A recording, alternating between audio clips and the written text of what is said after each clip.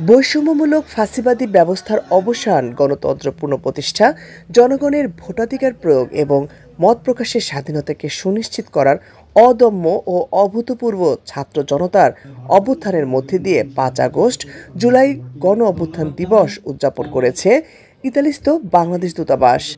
দিনটিকে ঘিরে ছিল মহামান্য রাষ্ট্রপতি ও প্রধান উপদেষ্টার বাণী পাঠ, আলোচনা সভা, শহীদ পরিবারের ভিডিওচিত্র প্রদর্শন ও বিশেষ দোয়া।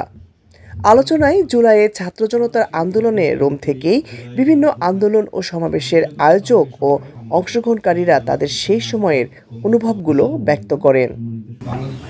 যখন আন্দোলন ডাক হয়, ছাত্রদের সাথে আমরা একাত্ম ঘোষণা করে ইটালির মাটিতে আমরা কয়েকটা প্রোগ্রাম করেছি এবং আমাদের প্রথমেই দাবি ছিল রেমিটেন্স শর্ট ডাউন, যেন আমরা রেমিটেন্স শর্ট ডাউন করে এই স্বৈরাচার ফ্যাসিস্ট হাসিনাকে পতনের শুরু করতে পারি।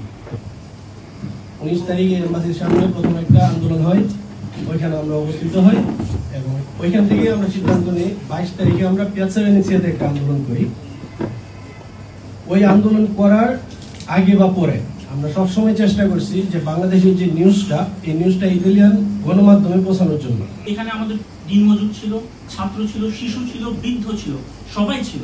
কোনো রাজনৈতিক এজেন্ডা ছিল না এই প্রোগ্রামটা। এই সময় কমিউনিটির নেতৃবৃন্দরা আন্দোলনের শহীদদের প্রকৃত সংখ্যা ও শহীদ পরিবার সহ আহতদের সুচিকিৎসা ও নাগরিক সুবিধা বাস্তবায়নের দাবি জানান।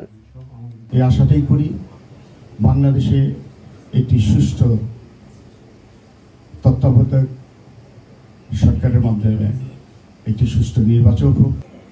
বিগত দিনে 1971 সালের মুক্তিযুদ্ধে আমাদের যে পরিমাণ লোক নিহত হয়েছিল তার সঠিক তালিকা করা হয়নি, আহতদের সঠিক তালিকা করা হয়নি, কিন্তু 2024-এর এই গণঅভ্যুত্থানে নিহত, ফ্যাসিস্ট বিরোধী আন্দোলনে নিহতদের তালিকা এখনো সঠিকভাবে করা হয়নি, আহতদের সঠিকভাবে করা হয়নি। আমি চাই ভবিষ্যৎ বাংলাদেশে যারাই সরকার আসুক তারা যেন অন্তত এই নিহতদের সঠিক তালিকা করুক, আহতদের সঠিক তালিকা করুক। আমাদের দাবি প্রবাসীদেরকে যথাযথ সম্মান দিয়েই জুলাই সনদ করতে হবে এবং প্রত্যেকটা প্রবাসীকে বাংলাদেশের সাধারণ জনগণের মতো ভোটার অধিকার প্রয়োগ করার সুযোগ করে দিতে হবে।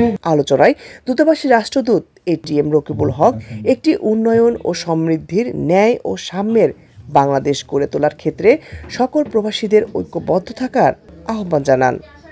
গণঅভ্যুত্থান আমাদেরকে একটি নতুন আশার আলো দেখিয়েছে, একটি বৈষম্যহীন ও দুর্নীতিমুক্ত বাংলাদেশ গড়ার স্বপ্ন দেখিয়েছে। জুলাই গণঅভ্যুত্থানের সুফল যেন দেশে ও প্রবাসে প্রত্যেকটি বাংলাদেশী উপভোগ করতে পারে, সেই লক্ষ্যে আমাদের নিজ নিজ অবস্থান থেকে আমাদেরকে কাজ করে যেতে হবে।